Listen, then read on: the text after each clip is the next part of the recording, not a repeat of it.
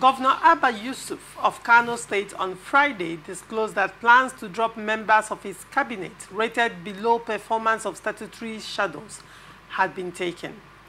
Governor Yusuf confirmed the receipt of the report of the Committee on Performance of Members of the Cabinet. He disclosed that the public will soon hear the government's next line of action. The governor spoke on the planned cabinet reshuffle while addressing press at the government house on Wednesday. He explained that the report would not be useful because his association with them in the last 1.5 years allowed him to know their capabilities. Therefore, he would take the final decision on them. He revealed that none of the present commissioners lobbied for the position, stressing that before their appointment, he considered experience, credibility, and advice consultation. The Kano governor said, "What I expected from the commissioners is obedience to my humble self, to the NNPP, and to the Kwakwansia movement.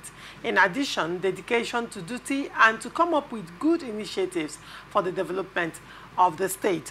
Ugochukwu, what do you make of these statements? The Kano State governor is saying that he doesn't need the committee's reports. And while shuffling his cabinet. You know, why I'm laughing and I'm really excited about this particular statement is this. You don't know what is on my mind. Lonesha, you don't know what is on my mind. What is on your mind? When I was reading it, my mind quickly ran to the Bola Ahmed Tinubu cabinet reshuffle that put people on edge, that caused people high blood pressure, that caused the nation to stand still, that caused for slow motion and the stagnation of governance in Nigeria for almost 2 months. Some people went to hospital to check their BP when Bola Tinubu jetted out for a 2-week holiday. Some people consulted imams. When I'm saying some people, I'm meaning the ministerial appointees and their cronies and their family members, those who feed from their juicy positions, if I may say so. They consulted pastors and imams and probably traditional worshippers to pray that the minds of Ahmed Bola Tinubu may be changed towards them. Some may have even fasted and prayed on their own to make sure that they are not removed from their source of livelihood, so to say. And that is why when I read this particular statement, I said perhaps Governor Abba Yusuf is really taunting President Bola Ahmed Tinubu for setting up a committee, for taking a whole lot of excuses and a whole lot of rhetorics that are necessary before you make a cabinet reshuffle. Somebody that reports to you, somebody that your chief of staff gets correspondence with, you move out and you hear Nigerians and you know the sectors that Nigerians are flooding to complain.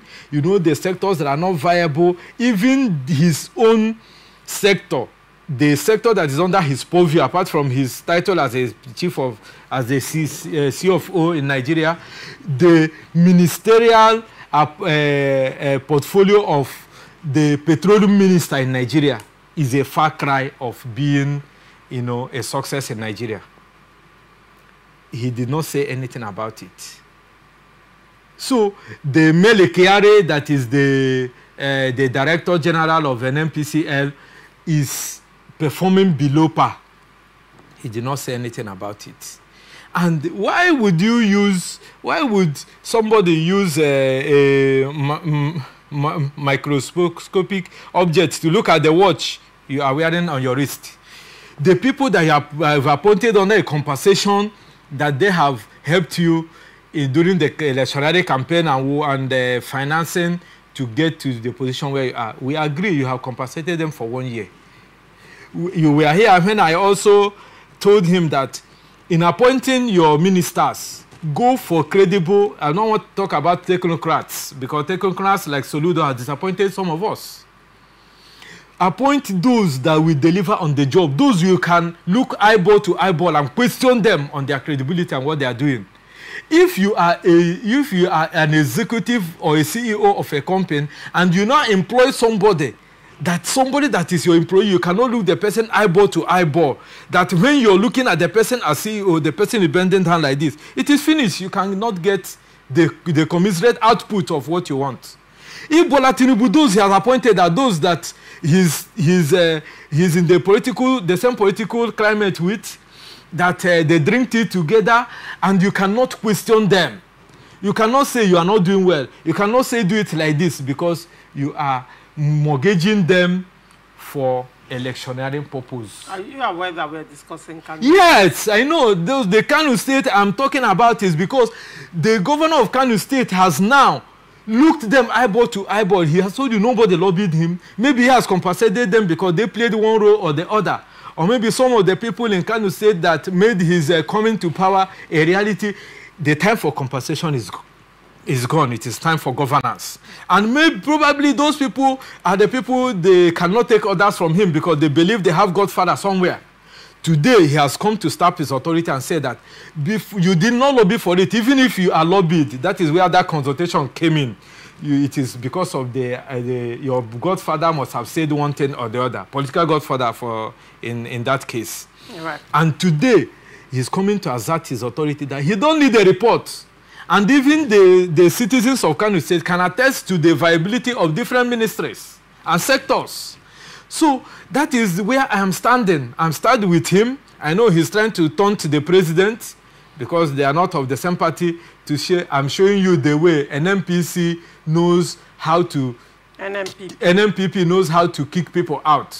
An NPC don't need... An NPP don't need a report to know the person you have been working for with 1 year, as the case may be, Laurentia. So I give him thumbs up, and I think it is a lesson for our political leaders like Bola Ahmed Tinubu and the time of Muhammadu Buhari gone. All right.